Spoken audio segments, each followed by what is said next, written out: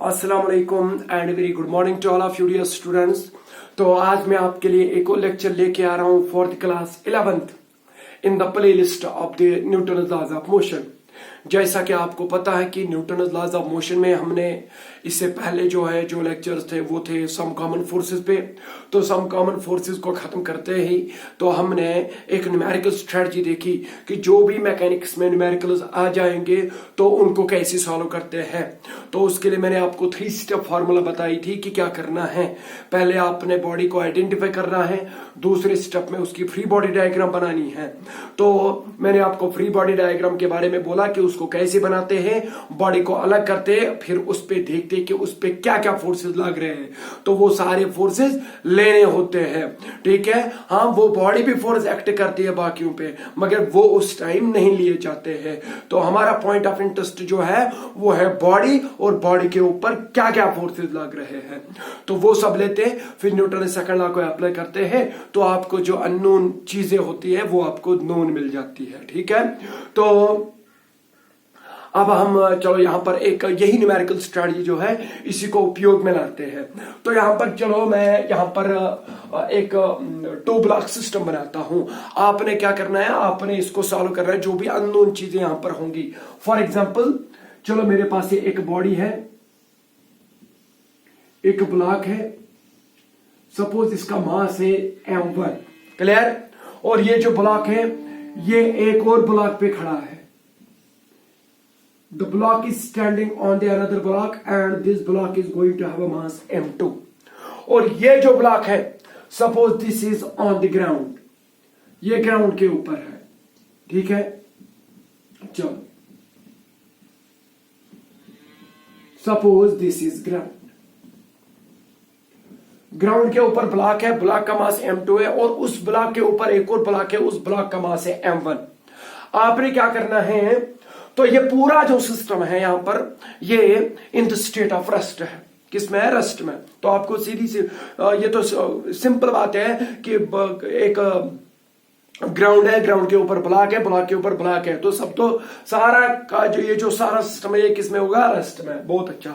तो रेस्ट के बारे में आपको पता है कि एक्सेलरेशन कितनी होती है, 0 होती है। बहुत अच्छा। चलो आपको पता है कि क्या क्या फोर्सेस आएंगे। तो आपको पता है कि यहां पर ये जो है ये सरफेस इन कांटेक्ट है, ये 2 बॉडीज कांटेक्ट में आई तो कांटेक्ट फोर्स आएगा, बिल्कुल आएगा, लाजमी आएगा। कौन सा फोर्स आएगा, नॉर्मल फोर्स। इस पे पड़ेगा, इस पे पड़ेगा। आगे में बहुत अच्छा। और ये ग्राउंड m2 बॉडी और ग्राउंड वो भी कांटेक्ट में है। किसमें है, कांटेक्ट में। तो यहां पर भी एक और फोर्स आ जाएगा, नॉर्मल फोर्स। ग्राउंड इस बॉडी को ऊपर धक्का देगा और बॉडी ग्राउंड को नीचे धक्का देगा। तो आपको पता है कि वो सब आते हैं, वो नॉर्मल फोर्सेस। मास भी है तो वेट भी आ जाएगा, क्योंकि औरत किसी को नहीं छोड़ती है जब एक बॉडी को मास होता है, ठीक है। चलो इसको सॉल्व करते हैं। और ये हमारे पास न्यूमेरिकल है, 2 ब्लॉक सिस्टम। और आपने क्या करना है, आपने इन दो m1 और m2 के बीच में, क्योंकि ये दोनों कांटेक्ट में है, आपने इन दो के बीच में नॉर्मल रिएक्शन निकालनी है। और ग्राउंड और ये जो m2 बॉडी है ये भी कांटेक्ट में है, तो यहां पर भी आपने नॉर्मल रिएक्शन निकालनी है। चलो यहां पर मैं लिखता हूं, ये जो बॉडी है m2 ये m1 पे फोर्स एक्ट करेगी, नॉर्मल फोर्स। और m1 बॉडी जो है वो m2 बॉडी पे फोर्स एक्ट करेगी, और उसको बोलते हैं नॉर्मल फोर्स। सपोज वो n1 से लिखते हैं, क्योंकि ये m1 और m2 के बीच में। आर में, क्योंकि इसका मैग्नीट्यूड सेम होता है, डायरेक्शन अपोजिट होती है। तो यहां पर ये जो बॉडी है m2 बॉडी और ग्राउंड, ये ग्राउंड को नीचे की ओर धक्का दे रही है विद नॉर्मल फोर्स n2, और ग्राउंड इसको ऊपर धक्का देता है इस बॉडी को with the normal reaction n2। यही हमने निकालने हैं, ये नॉर्मल रिएक्शन निकालनी है। What is the normal reaction between m1 and m2 and between m2 and ground, ये हमने निकालना है। चलो निकालिए। तो पहले आपको पता है कि न्यूमेरिकल स्ट्रेटजी क्या है, इस बॉडी को आइडेंटिफाई करिएगा। चलो इस बॉडी को आइडेंटिफाई करते हैं और इसी की क्या बनाते हैं, फ्री बॉडी डायग्राम। चलो मैं यहां पर लिखता हूं free body diagram, free body diagram of m1। m1 की पहले क्या बनाएंगे, फ्री बॉडी डायग्राम। इसको अलग करना पड़ेगा, तो कर लिया अलग। तो इधर मैंने अलग किया इसको, ठीक है। इसका मास कितना है m1, अलग किया ना, इस ब्लॉक सिस्टम से अलग किया ना इसको, बहुत अच्छा। इसका मास कितना है m1, बस ये देख ले। अब इस पे क्या क्या फोर्स आएगा अब वो लेने हैं, क्योंकि आपको पता है कि हम बॉडी को पहले अलग करते हैं। फ्री बॉडी डायग्राम का मतलब ये कि बॉडी को पहले अलग कर दो, उसके बाद इस पे क्या क्या फोर्सेस लग रहे हैं उनको ले लो, उनको कंसीडर करो। इसका मास है तो औरत बिल्कुल नहीं छोड़ेगी, तो किधर की तरफ खींचेगी, नीचे की तरफ, क्योंकि सम कॉमन फोर्सेस में पढ़ा आपने वेट, तो इसलिए मैं आपको बोल रहा था कि पहले सम कॉमन फोर्सेस पढ़ेंगे उसके बाद न्यूमेरिकल्स पे आ जाएंगे। तो वेट जो अर्थ है नहीं छोड़ेगी इसको, तो कितना फोर्स लगेगा इसको, वेट W1 लिखते हैं, वो कितना होगा, वेट आपको पता है m mass into acceleration due to gravity, तो वो होगा m1g। क्लियर। मगर ये भी अर्थ को नहीं छोड़ेगा, जब अर्थ की बात आ जाएगी तब इसको लेते हैं। अभी हम वो देखेंगे कि इसको किस किस ने मारा है, ये नहीं देखेंगे कि इसने किस किस को मारा है। इसने अर्थ को मारा है अपनी ओर, अनअकैडमी उसको नहीं लेंगे क्योंकि हम इसकी फ्री बॉडी डायग्राम बनाते हैं। ये देखेंगे कि इसको किसने मारा है, अर्थ ने मारा है, किधर की ओर, नीचे की ओर। और ये हो गया वेट। उसके बाद आ जाएगा दूसरा कॉन्टैक्ट। क्या कॉन्टैक्ट में है, हाँ sir m1 is in contact with m2, तो जब कॉन्टैक्ट में आ जाएगा तो कॉन्टैक्ट फोर्स आ ही जाएगा। तो m1 किसके कॉन्टैक्ट में, m2 के कॉन्टैक्ट में। ये m1 किधर की तरफ m2 को धक्का दी कि नीचे की तरफ, हमने वो नहीं लेना है, हमने वो देखना है जो इस पे पड़ेगा, इसको कौन मार रहा है। तो m2 बॉडी जो है वो इसको नॉर्मल रिएक्शन ऊपर की ओर देगी, हर अकेडमी, तो ऊपर की ओर इस पे नॉर्मल फोर्स पड़ेगा, वो कितना है n1। नो डाउट इस m1 ने m2 को नीचे की तरफ धक्का दिया, मगर वो हम इस टाइम नहीं लेंगे क्योंकि ये फ्री बॉडी डायग्राम है। फ्री बॉडी डायग्राम में वो सारे फोर्सेस लेते हैं जो एक बॉडी पे, जो पॉइंट ऑफ इंटरेस्ट पे लग रहे हो। Are getting me? बहुत अच्छा। तो और कोई फोर्स पड़ेगा, हाँ टेंशन पड़ेगा, बिल्कुल भी नहीं पड़ेगा। क्यों नहीं पड़ेगा, क्योंकि यहां फ्लेक्सिबल मीडियम है ही नहीं। बहुत अच्छा। फ्रिक्शन के बारे में मैंने नहीं बोला अभी, जब तक ये एक बॉडी पे ये जो टेंजेंशियल है ना, यहां पर ये जो सरफेस इन कांटेक्ट है, इसके टेंजेंशियल फोर्स लगता है। जब तक टेंजेंशियल फोर्स नहीं लगेगा, चाहे फिर वो बॉडी को चलाए या ना चलाए, मतलब कि इस डायरेक्शन में parallel to the surface in contact, तब तक फ्रिक्शन नहीं आता। और वैसे भी हमने फ्रिक्शन नहीं पढ़ा तो फ्रिक्शन फोर्स नहीं आ जाएगा। क्लियर? बहुत अच्छा। तो यही दो फोर्सेस पढ़ रहे, मगर इतना ही नहीं देखना होता है। इधर ये है इसकी फ्री बॉडी डायग्राम। उसके बाद ये देखना है कि ये जो बॉडी है, ये जो m1 ब्लॉक है, ये किस स्टेट में है।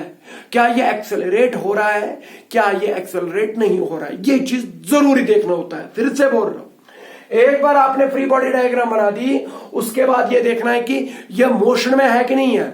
अगर मोशन में है, क्या एक्सेलरेटेड मोशन में है कि यूनिफॉर्म मोशन में है या रेस्ट में है, तो ये स्थिति जानना जरूरी बनता है। उसके बाद एक बार फ्री बॉडी डायग्राम बना दी इसकी, तो आप देखो ये बॉडी, ये जो ब्लॉक है जिसकी मैंने फ्री बॉडी डायग्राम बनाई, ये किस में है, रेस्ट में है। तो इधर लिखिए acceleration is equal to 0 because the body is at rest.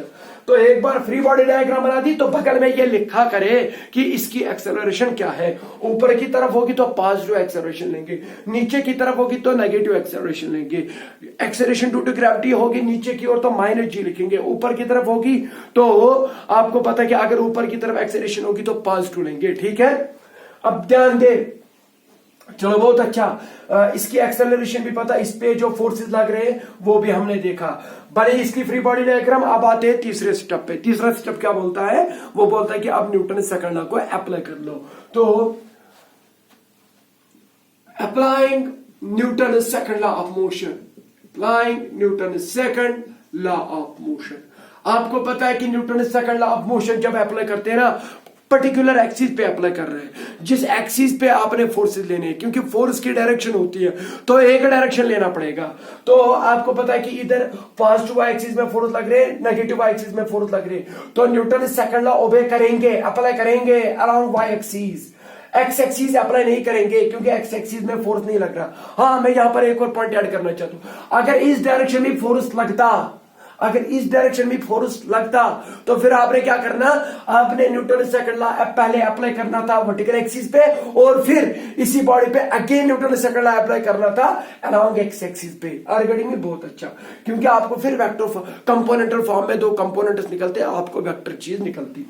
चलो यहां पर तो एक ही एक्सिस पे अलांग फोर्सेस लग रहे हैं, तो न्यूटन सेकंड लॉ काम आ जाएगा। तो अलांग वर्टिकल एक्सिस में अप्लाई कर रहा हूं, तो न्यूटन सेकंड लॉ क्या बोलता है, वो बोलता है कि F net force along Y axis क्या होना चाहिए, mass into acceleration, mass into acceleration. बताइए इस डायरेक्शन में ये एक्सेलरेट हो रहा है कि नहीं हो रहा है, बिल्कुल भी नहीं हो रहा है, तो इसकी एक्सेलरेशन क्या है, 0, तो मास इंटू 0 हो गया 0। तो एफ नेट, आपको पता है नेट फोर्स कैसे निकालते हैं, जो पॉजिटिव रेफरेंस की ओर फोर्सेस लगे उनको पॉजिटिव ले, जो नेगेटिव एक्सिस की ओर नेगेटिव एक्सिस या रेफरेंस एक्सिस की ओर फोर्स लगे उनको नेगेटिव ले। तो यहां पर नॉर्मल फोर्स पॉजिटिव एक्सिस में है तो पॉजिटिव ले N1, और वेट किधर की तरफ, नीचे की तरफ, माइनस W1, और कोई फोर्स लग रहा है इस डायरेक्शन में, नहीं लग रहा, तो this is the net force along vertical axis. और वर्टिकल एक्सिस में ये एक्सेलरेशन भी वर्टिकल एक्सिस में होनी चाहिए, तो क्या ये एक्सेलरेट हो रहा है इस डायरेक्शन में, नहीं, क्योंकि इट इज एट रेस्ट। बहुत अच्छा, तो N1 यहां से पता चल गया, तो N1 is equal to minus W उधर जाएगा तो W1 निकलेगा। तो N1 जो है, जो normal reaction between M1 and M2 है वो कितना निकलेगा, M1 के W1 कितना है, M1G। आपको M1 पता है बॉडी का मास, तो G भी पता, तो आपको नॉर्मल रिएक्शन पता चल गया। तो इसका मतलब है कि जितना नॉर्मल फोर्स किस पे लग रहा है, M1 पे ड्यू टू M2, उतना M2 पे लग रहा है ड्यू टू M1, तो कितना लग रहा है, M1G। समझ में आया, नॉर्मल फोर्स समझ में आया कैसे निकाला हमने, यहां पर देखो खुद ही निकल के आता है, क्योंकि जब आप फ्री बॉडी डायग्राम बनाते हैं ना, तो उसके बाद न्यूटन सेकंड लॉ को अप्लाई करते हैं अलोंग ए पर्टिकुलर एक्सिस, तो उसके बाद जो अननोन चीजें होती है ना वो खुद नून हो जाती है। ठीक है, चलो अब ये थी फ्री बॉडी डायग्राम किसकी, M1 की। अब यहां पर एक और बॉडी है, तो N1 कितना निकला, M1G। मैं इधर लिखता हूं जो मुझे यहां निकलता है, normal reaction between M1 and M2, M1 और M2 के बीच में जो नॉर्मल फोर्स लग रहा था N1, वो कितना निकला, वो निकला M1G। तो ये मैंने पहली चीज निकाली। तो अब इसको क्या करते हैं, यहां पर मिटा देते हैं इसको, क्योंकि अब हम फ्री बॉडी डायग्राम बनाएंगे किसकी, दूसरे बॉडी की, क्योंकि यहां पर दो बॉडीज है। बहुत अच्छा, तो यहां पर मैं लिखता हूं free body diagram of M2। जो M2 बॉडी है ये वाली, इसको ले ले, ठीक है। तो फ्री बॉडी डायग्राम का मतलब क्या है, इसको अलग कर दे, तो ये मैंने अलग किया, ये मैंने इसको अलग किया। इसका मास M2 है, सिंपल सा न्यूमेरिकल है। इसके आगे जो न्यूमेरिकल्स होंगे, यहां जो न्यूमेरिकल स्ट्रेटजी होगी वो होगी करेक्टेड मोशन में। आप निश्चिंत रहिए, आपको मजा आ जाएगा, इसलिए मैं पहले सिंपल दिखा रहा हूं कि ताकि आप अप्लाई करें। ठीक है, बहुत अच्छा। तो M2 को अलग किया, अब इस पे देखो क्या क्या फोर्स लग रहा है, वो सारे फोर्सेस ले लो। ठीक है, देखो मास है और बिल्कुल नहीं छोड़ेगी, किधर की तरफ खींचेगी, नीचे की तरफ। ये भी अर्थ को खींचेगा, मगर वो हम नहीं लेंगे। फ्री बॉडी डायग्राम में वही फोर्सेस लेते हैं जो इस पे लग रहे हैं, तो इसको अर्थ छोड़ेगी नहीं। वो क्या होगा, वेट W2। बताए वेट किसके बराबर होता है, mass of the body into acceleration due to gravity. तो वो कितना होगा, M2, इसका मास है acceleration due to gravity G, तो नीचे की ओर। समझ में आया, ये हो गया वेट मास की वजह से, आपको पता है ये सब चीजें। उसके बाद देखो किस किस के कांटेक्ट में, तो कांटेक्ट फोर्स आएगा, नहीं, ये M2 बॉडी M1 बॉडी के साथ कांटेक्ट में है, इधर दिख रहा है ना, तो कांटेक्ट में है, तो M1 इसको धक्का नीचे की तरफ देगा और ये M2 M1 को धक्का ऊपर की तरफ देगा। मुझे एक बार बताओ, यहां पर नॉर्मल फोर्स पड़ेगा, बिल्कुल पड़ेगा, क्योंकि नॉर्मल फोर्स तभी आता है जब एक बॉडी दूसरे बॉडी के साथ कांटेक्ट में होती है, क्योंकि मैंने आपको पढ़ा है कि normal force is the component of the contact force. जब दो बॉडीज महज मियरली कांटेक्ट में आई, फिजिकली कांटेक्ट करी, तो नॉर्मल फोर्स पक्का आ जाएगा। तो M1 और M2 बॉडी किसमें है, कांटेक्ट में, तो नॉर्मल फोर्स आ जाएगा। अब वो नॉर्मल फोर्स देखना है, वो कंपोनेंट नॉर्मल फोर्स का देखना है जो इस पे लग रहा है, वो ये N1 लग रहा है नीचे की ओर। आरगड़ी में इसके मॉलिक्यूल्स कंप्रेस हो रहे, तो बहुत अच्छा, नीचे की ओर। मैं इधर दिखाऊंगा, आप डरिए मत। This is N1। ये मत समझना कि सर ये ऊपर लग रहा है, मैंने नीचे दिखाया, डायरेक्शन तो नीचे है ना, आप इधर भी दिखाते पर ऐसा जचता नहीं है, तो इसलिए मैंने नीचे की ओर दिखाया। ठीक है, डरना नहीं सर, नीचे कहां लग रहा है N1 तो ऊपर लग रहा है, तो डायरेक्शन नीचे की ओर है ना, इसलिए मैंने इधर दिखाया। आरगड़ी में बहुत अच्छा। और ये वाली ये M2, ये अर्थ के भी कांटेक्ट में भी, ग्राउंड के भी कांटेक्ट में, तो कांटेक्ट फोर्स इससे आ जाएगा। ये अर्थ को धक्का किधर की तरफ देगी, नीचे की तरफ, मगर वो हम नहीं लेंगे, हम देखेंगे इसको किसने मारा, तो अर्थ इसको ऊपर की तरफ धक्का देगी, तो वो होगा N2।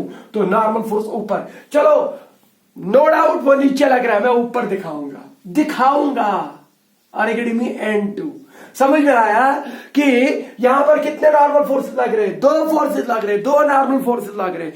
तो इसका मतलब यह है कि जितने नॉर्मल फोर्स लग रहे हैं ना, तो ये इस बात की गवाही देता है कि ये इतने कांटेक्ट में होगी, इतने बॉडीज के साथ कांटेक्ट में होगी। इधर कांटेक्ट है तो नॉर्मल फोर्स नीचे की तरफ लग जाएगा, इधर कांटेक्ट में है तो नॉर्मल फोर्स ऊपर की तरफ लग जाएगा, क्योंकि ये बॉडी अर्थ के मॉलिक्यूल उसको नीचे धक्का देगी, उधर घुसना चाहती है, मगर अर्थ इस बॉडी में घुसना चाहती है ऊपर की तरफ, तो वो मैंने N2 लिखा। नो डाउट वो नीचे लग रहा है, मैंने इधर दिखाया ऊपर। आपको पता है क्यों, समझ में आया, क्योंकि इससे डायरेक्शन समझ में आता है कि किधर क्या लग रहा है। ठीक है, और कोई फोर्स लग रहा है सर? और किसी के कांटेक्ट में तो है ही नहीं सर। और एक और फोर्स होता है, उसको बोलते हैं फ्रिक्शनल फोर्स। वो तब आता है जब फोर्स पैरेलल लगे इस बॉडी पे with the parallel to the surface in contact. यहां तो कोई फोर्स, लेटरल फोर्स लग ही नहीं रहा है, तो फ्रिक्शन आएगा ही नहीं।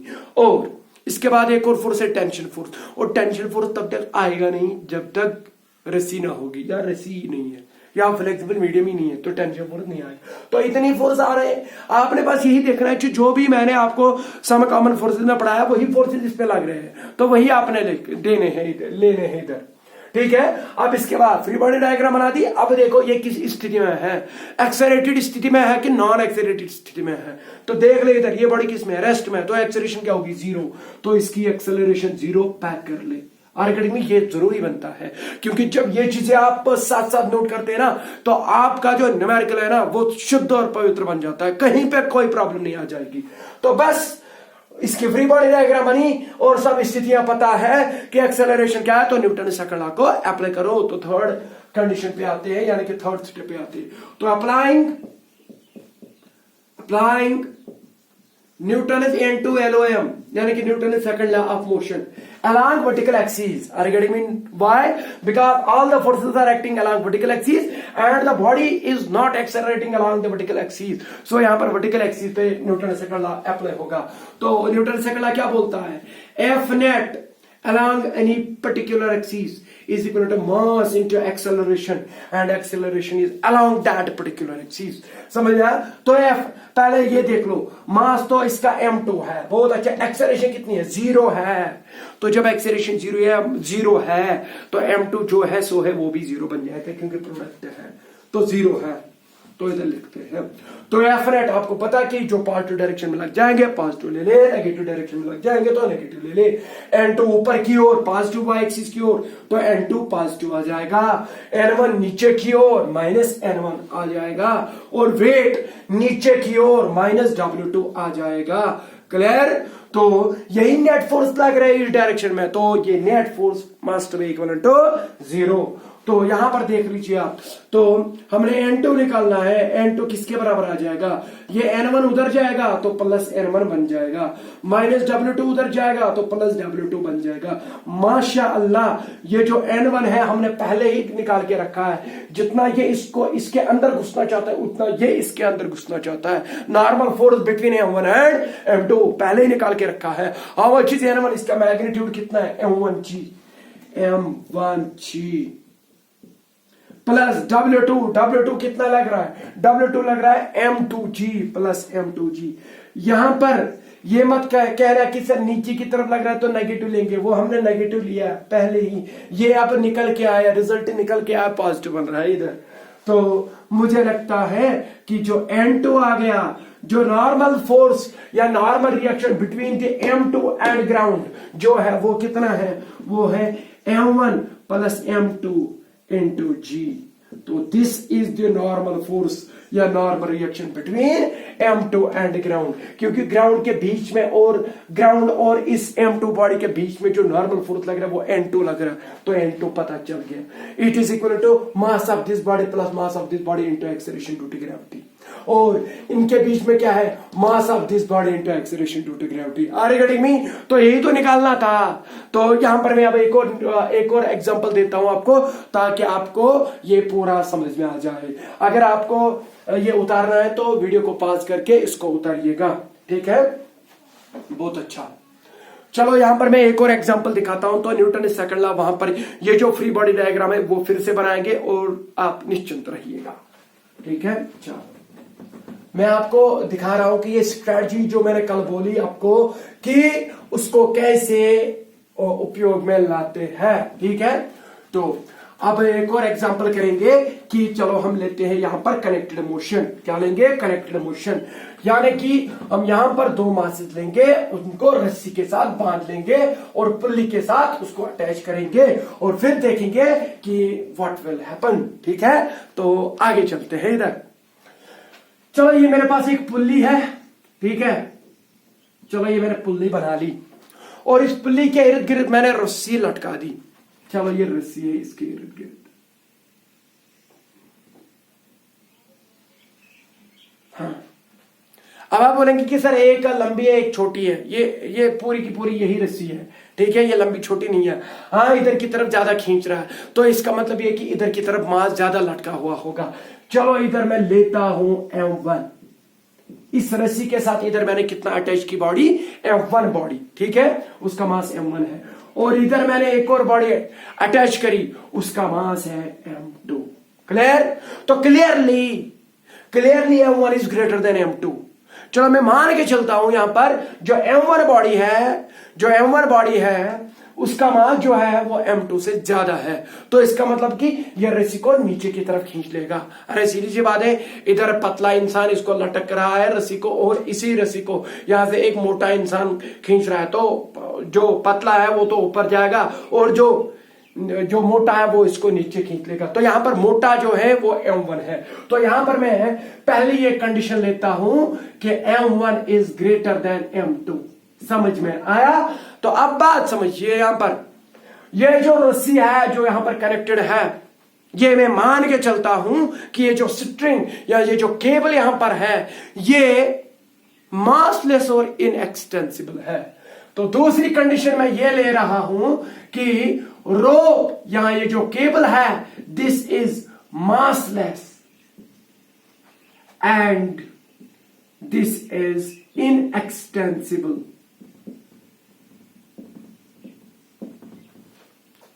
This rope is massless and inextensible। मुझे लगता है कि आपको ये जो दूसरी कंडीशन मैंने लिखी ना इधर कि ये जो रोप है this is massless and inextensible, आपको इससे एक चीज तो पता चल गया होगा कि tension will remain the same. क्योंकि मैंने आपको एक लेक्चर दिया था कि when the tension remain is the same, एक रस्सी में एक फ्लेक्सिबल मीडियम में टेंशन कब सेम रहता है? वो तब रहता है जब रस्सी को हम मासलेस माने और इनएक्सटेंसिबल माने। तो इसका मतलब कि जितना टेंशन यहां पर होगा उतना टेंशन यहां पर होगा, उतना टेंशन हर किसी पॉइंट पे होगा, क्योंकि एक ही रस्सी है। चलो ये जो रस्सी है, चलो यहां पर ये जो टेंशन है, आपको मैंने बोला था कि pulling force is known as tension, तो ये होगा टेंशन। ध्यान से देखिए इसको, a pair of attractive force which comes into the play between the molecules when these are going to get apart। जब उनको इक्विलिब्रियम सेपरेशन से ज्यादा सेपरेशन दे रहे तो a pair of attractive force comes into play and that pair of attractive force is known as tension। Are you getting me? तो चलो इसका magnitude होगा T, इसका मैग्नीट्यूड होगा T, तो इधर भी यही आ जाएगा। तो ऐसे ही देख लीजिए, तो ये मैं टेंशन की डायरेक्शन दिखा रहा हूं, T tension. Are you getting me? तो ये चीज समझ में आया कि मैं ऐसे क्यों दिखा रहा हूं? बहुत अच्छा। चलो आगे चलते हैं। तो ऐसी ये पेयर ऑफ फोर्स जो आता है इसको टेंशन बोलते हैं। अब मुझे एक बात बताओ, मोटा इधर लटका हुआ है और पतला इधर लटका हुआ है, जितनी तेजी के साथ मोटा नीचे आएगा उतनी तेजी के साथ पतला ऊपर जाएगा। और समझ में आया मैं क्या कह रहा हूं? मतलब कि जितना तेज ये नीचे खींच रहा है उतना तेज ये ऊपर जा रहा है। तो इसका मतलब कि इस कनेक्टेड मोशन की ये जो यहां पर ये जो मैंने सिस्टम बनाया इसकी एक्सेलरेशन है, चलो हम मानते हैं एक्सेलरेशन है, फिर देखेंगे क्या वो एक्सेलरेशन जो है क्या वो जीरो है कि नहीं है, मगर इतना तो पता है कि ये मोशन में है क्योंकि मोटा नीचे की तरफ खींच रहा है। तो समझ में आ रहा है, बॉडी नीचे की ओर जा रही है और तेज तेज जा रही है। चलो मैं मानता हूं कि इधर पार्ट की जो एक्सेलरेशन है वो ए है।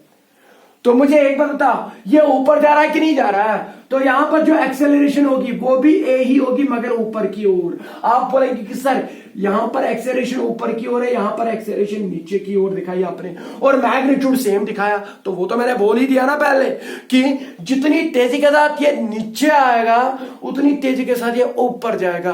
तो magnitude of acceleration remains the same, क्योंकि एक्सेलरेशन को क्या बोलते हैं कि एक बॉडी कितनी तेजी के साथ उसकी स्पीड चेंज हो रही है, तो इसको एक्सेलरेशन बोलते हैं। जितनी तेजी के साथ इसकी स्पीड बढ़ रही है उतनी तेजी के साथ इसकी स्पीड बढ़ रही है, मगर इसकी बढ़ रही है नीचे की ओर, तो इसलिए acceleration is a vector quantity, तो इसलिए मैंने डायरेक्शन दिखा दी। तो acceleration is a vector quantity, तो इसलिए मैंने डायरेक्शन दिखा दी। ये ऊपर जा रहा है, वो नीचे आ रहा है। Are you getting me? तो यहां पर आपको क्वेश्चन पूछा जाता है कि आप एक्सेलरेशन निकालिए इस सिस्टम की, और इन ये जो यहां पर ये फ्लेक्सिबल मीडियम है यानी कि रोप है, इसमें बताइए टेंशन क्या है। तो मुझे एक पता कितने अननोन है, दो अननोन। एक तो आपने एक्सेलरेशन ऑफ द सिस्टम निकालनी है और दूसरा आपने टेंशन निकालना है। अगर मुझे इक्वेशन ऑफ मोशन, सॉरी यहां पर ये जो मुझे इक्वेशन मिली, तो यहां पर अननोन कितने हैं? दो। तो कम से come from the mathematics point of view अगर आपके पास दो अननोन है तो आपको अगर इन्हें निकालना है तो आपको कम से कम दो इंडिपेंडेंट इक्वेशन चाहिए। मैं समझ गया, दो इक्वेशन निकालनी है। तो एक इक्वेशन इसकी फ्री बॉडी डायग्राम से आ जाएगी, एक इक्वेशन इसकी फ्री बॉडी डायग्राम से आ जाएगी, तो खत्म बात। हमें ए भी निकलेगा और माशाल्लाह टी भी पता चलेगा कि ये कितनी तेजी के साथ नीचे आ रहा है और ये कितनी तेजी के साथ ऊपर जा रहा है, उसको बोलते हैं एक्सेलरेशन, वो भी पता चल जाएगा। और ये कितना तगड़ा है ये रोप, इस रोप में कितनी स्टिफनेस आई, ये कितनी तगड़ी होगी ये रोप, तो उसको बोलते हैं टेंशन, वो भी निकालना पड़ेगा। क्योंकि जब रस्सी के साथ कोई लटकता है ना तो रस्सी थोड़ी वो स्टिफ हो जाती है, तो वो देता है फिजिकल मीनिंग, फिजिकल सेंसेशन, उससे हमें लगता है कि इसमें टेंशन है। तो वही निकालना है कि ये रस्सी कितनी तगड़ी होगी, मगर जितनी तगड़ी इधर होगी उतनी इधर भी होगी, because this rope is considered to be massless and inextensible. बहुत अच्छा। तो अब क्या करेंगे, यहां पर दो बॉडीज है, M1 इधर है, M2 इधर है, ठीक है। तो दोनों की क्या करेंगे, फ्री बॉडी डायग्राम, मतलब कि उसको अलग करेंगे और उसके बाद इस पे फोर्सेस देखेंगे क्या लग रहे हैं, और उसके बाद न्यूटन ने सेकंड लॉ अप्लाई करेंगे और सेम चीज यहां पर भी अप्लाई करेंगे। तो अब मैं फटाफट इसको करता हूं। तो क्या लिखेंगे, FBD free body diagram of M1। तो M1 की फ्री बॉडी डायग्राम क्या बनेगी, तो क्या करेंगे, इस M1 को उठा के इधर लिखेंगे, इस M1 को उठाया, समझ में आया, बस इतना करना है। अब देख इस पे क्या क्या फोर्सेस लग रहे हैं, उन सबको ले ले, बता। ये जो M1 है मास है कि नहीं है, अर्थ छोड़ेगी? बिल्कुल नहीं छोड़ेगी। किधर की तरफ खींचेगी? नीचे की तरफ। वो अर्थ इस पे लगा रही है कि ये लगा रहा है अर्थ पे? नहीं, अर्थ लगा रही है। तो अर्थ हमने ये देखना कि इस पे क्या क्या लग रहा है, तो इस पे लग रहा है वेट W1, वो होगा मास M1 इंटू G, वेट नीचे की तरफ लग रहा है।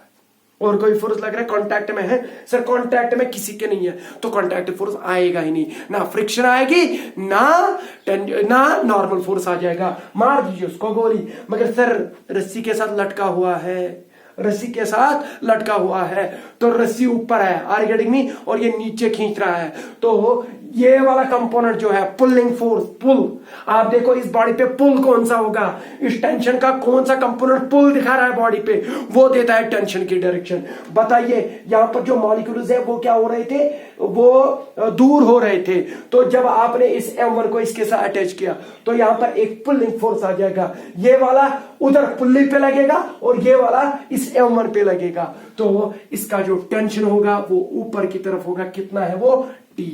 आर गेटिंग मी, ये कंपोनेंट दिखाया मैंने, क्योंकि आप हमेशा एक काम करिए, तो कौन सा टेंशन का कंपोनेंट होता है जो एक बॉडी पे लगेगा, आप देखिए बॉडी पे उस डायरेक्शन में पुल क्या होता है, पुल की डायरेक्शन देखिए तो वो आपको टेंशन देखा। देखिए इधर ये जो T है, ये वाला T है कि ये वाला T, देखिए बॉडी ये है नीचे बॉडी है, इसको सामने रखिए और जब इसको मैंने सामने रखा इस बॉडी को, अब मुझे बता पुल क्या है पुश क्या है। पुल तो ये होगा और पुश तो ये होगा। अब मुझे बता ये बॉडी है और ये आप इसके सामने हैं, ये वाला पुल है कि ये वाला पुल है? ये वाला पुल है, आर गेटिंग, और ये वाला पुश है। तो हमने पुल को लेना है क्योंकि tension force is a pulling force. समझ में आया? तो टी लग रहा है। तो बताइए ये इसकी फ्री बॉडी डायग्राम बनी क्योंकि ये तो फोर्स लग रहे हैं। तो अब मुझे एक और बात बताओ कि एक्सेलरेशन कितनी होगी इस सिस्टम की। हाँ सर ये नीचे की तरफ जा रहा है, हमें नहीं पता कितनी एक्सेलरेशन है, मगर सर है एक्सेलरेशन ए, मगर किधर की ओर? नीचे की ओर। क्योंकि मैंने आपको बोला जब भी फ्री बॉडी डायग्राम बनाओगे तो एक्सेलरेशन साथ में लिखिएगा, है नहीं तो 0 लिखिए, है तो ए लिखिए, पता क्या है क्या है। तो हमें नहीं पता कि इसकी एक्सेलरेशन कितनी है, मगर है ए, किधर की ओर? नीचे की ओर। तो आप न्यूटन सेकंड लॉ अप्लाई करिए। तो अप्लाइंग न्यूटन सेकंड लॉ वो क्या बोलता है? F net is equal to mass into acceleration. तो एफ नेट, नेट फोर्स तो टी ऊपर की ओर तो पॉजिटिव, वेट नीचे की ओर तो माइनस W1, यही तो फोर्सेस लग रहे हैं। तो नेट फोर्स हो गया मास, मास इसका है m1, एक्सेलरेशन है एक्सेलरेशन a, मगर किधर की ओर? नीचे की ओर तो माइनस a। बोलना नहीं, बोलना नहीं, इधर एक्सेलरेशन माइनस ए लिखा मैंने, डू यू नो व्हाई? क्योंकि एक्सेलरेशन नीचे की ओर है। तो नीचे acceleration is a vector quantity, तो डायरेक्शन का खास ख्याल रखना पड़ेगा, नीचे की ओर होगा तो नेगेटिव लेना पड़ेगा। तो जो भी मेरा ये वीडियो देख रहा है ना, अगर उसने इससे पहले वीडियोस मेरे देखे तो उसको बहुत मजा आएगा। तो क्योंकि मैं डायरेक्शन इनके बारे में बहुत बार बात कर चुका हूं तो वही मैं अप्लाई कर रहा हूं। तो यहां पर देख लीजिए टी जो टेंशन जो है वो किसके बराबर आ जाएगा? माइनस W1 उधर जाएगा तो प्लस W1 बनेगा माइनस M1A। क्लियर? तो टी जो आएगा W1 कितना है? M1G, M1G minus M1A। तो ये निकला आपको टेंशन, ठीक है। मगर सर ये सच में टेंशन ही है क्योंकि M1 तो पता है, G भी पता है, M1 पता है, मगर ये एक्सेलरेशन कहां पता है। तो इसका मतलब कि आपके कितने अननोन्स है? 2। तो कितने इक्वेशन चाहिए? 2। तो एक इक्वेशन निकल के आई तो दूसरी इक्वेशन ऐसी किस बॉडी से आ जाएगा? जब इस बॉडी की फ्री बॉडी डायग्राम बनाएंगे तो आप बनाइए उसकी भी फ्री बॉडी डायग्राम। तो ये हो गया एक का। तो इक्वेशन क्या आई तो मैं उसको इधर लिखता हूं। इक्वेशन आई पहली, टेंशन जो है वो किसके बराबर निकला? M1G minus M1A. Are you getting me? This is the equation first which we got by drawing the free body diagram of the M1. तो इसको मैं मिटा देता हूं इधर ताकि आपको कहीं पे परेशानी ना आ जाए, ठीक है। अब मैं किसको उठाऊं? दूसरी बॉडी को। तो उसकी क्या बनाएंगे? Free body diagram. तो FBD ऑफ M2 की फ्री बॉडी डायग्राम बनाएंगे। तो इसको अलग थलग कर ले। तो ये है M2, बताइए मास है और छोड़ेगी? बिल्कुल नहीं छोड़ेगी। किधर की तरफ? खींचेगी नीचे की तरफ, उसको बोलते हैं वेट। तो W2 जो आएगा वो आएगा mass into acceleration M2G। Are you getting me? तो इसको ऊपर रस्सी लग रही है तो टेंशन पुल देखो, pull will give you the direction of the tension on a body. तो इस पे टेंशन ये वाला लग रहा है, ये वाला, क्योंकि पुल यही है। तो टी ऊपर की ओर। आपने कि सर इधर भी टी इधर भी टी, मैं इसलिए बोल रहा हूं इधर भी टी उधर भी थी टी, क्योंकि rope is massless and inextensible. बहुत अच्छा। तो इतने फोर्सेस लग रहे। कॉन्टैक्ट फोर्स तो कॉन्टैक्ट में है ही नहीं किसी के, तो कॉन्टैक्ट फोर्स नहीं आएगा। मतलब फ्रिक्शन और नॉर्मल फोर्स के बारे में बात मत करिए, ठीक है। हो गया ये। अब ये है इसकी फ्री बॉडी डायग्राम। अब स्थिति देखिए किस सिचुएशन में, एक्सेलरेटेड सिचुएशन में। सर पता नहीं मगर ऊपर जा रही है। चलो मान ले एक्सेलरेशन है कितनी है? ए। किधर की ओर? ऊपर की ओर। तो इधर लिख ले एक्सेलरेशन ऊपर की ओर। ये मैंने स्थिति बगल में लिखी क्योंकि ये आपको काम आ जाएगा। Are you getting me? Sir इधर भी है उधर भी है, और क्या करेंगे? डायरेक्शन अपोजिट है, मगर जितनी तेजी के साथ ये नीचे आ जाएगा उतनी तेजी के साथ ये ऊपर जाएगा। तो मैग्नीट्यूड सेम होगा। कितनी तेजी के साथ ये ऊपर नीचे जा रहे हैं उसका मैग्नीट्यूड सेम होगा, बट डायरेक्शन अपोजिट। ये नीचे की ओर तो ए, इससे पहले नीचे की ओर लिखा था, तो यहां पर एक्सेलरेशन ऊपर की ओर, तो इसलिए ऊपर की ओर दिखाया। तो न्यूटन सेकंड लॉ वे कर ले। तो apply Newton second law, F net is equal to mass into acceleration, ठीक है। तो एफ नेट ऊपर की ओर टेंशन तो पॉजिटिव, वेट नीचे की ओर तो minus W2 is equal to mass, mass तो M2 है। एक्सेलरेशन कितनी है? ए है, मगर ऊपर की ओर तो पॉजिटिव आएगा। इससे पहले क्या आया था? माइनस, अब क्या आ रहा है? प्लस। देख लेना। तो यहां से जो टेंशन आएगा वो किसके बराबर निकलेगा, W2 उधर जाएगा तो पॉजिटिव बनेगा, माइनस W2 उधर जाएगा तो प्लस W2, और इधर है प्लस M2A। माशाल्लाह जो टेंशन आ गया वो फिर से एक और इक्वेशन उसकी आ गई। W2 किसके बराबर है, M2G plus M2A. This is the second equation which we got from by considering the free body diagram of M2 body। ठीक है, तो टेंशन किसके बराबर निकला, M2G plus M2A। टेंशन किसके बराबर निकला, M1G minus M1A। तो इधर भी वही इधर भी वही, तो उठा के पटक दे, आपको एक्सेलरेशन पता चलेगा। तो फ्रॉम फर्स्ट एंड सेकंड, देखो मैं कितने अच्छे से दिखाता हूं आपको, ऐसा लग रहा है कि फोर्थ का मैथ दिखा रहा है। From equation first and second, equation first और सेकंड लेते हैं, तो इधर टेंशन किसके बराबर, M2G plus M2A must be equivalent tension के बराबर, और वही टेंशन किसके बराबर, M1G माइनस M1A। आपने ये चीजें सॉल्व नहीं करनी है, आपने बस रिजल्ट बाद में याद रखना है, मगर मैं दिखा रहा हूं कि ये कैसे निकालते हैं। फ्री बॉडी डायग्राम पढ़ी ना तो आपको कहीं पे कोई प्रॉब्लम नहीं आ जाएगी। तो ध्यान से देखिए, हमने एक्सेलरेशन निकाले, अब इसमें देखिए कितने वेरिएबल है, कितने अननोन है, एक ही है, एक्सेलरेशन ही है, नहीं तो वो निकल के आ ही जाएगा। तो इधर इस M1A को इधर लेके आते, ये माइनस है तो इधर प्लस बनेगा, M1A तो इधर M2A को इधर ही रखते हैं, ए वाले इधर ही रखेंगे, और यहां है M1G, और इस M2G को उधर लेके जाते तो माइनस M2G। तो यहां पर A को कॉमन निकालेंगे, तो इधर क्या बचा, M1 plus M2। Are you getting me? तो M1 प्लस M2, इधर क्या बचा, so M1 minus M2 into G। तो एक्सेलरेशन समझ में आया, एक्सेलरेशन पता चल गया।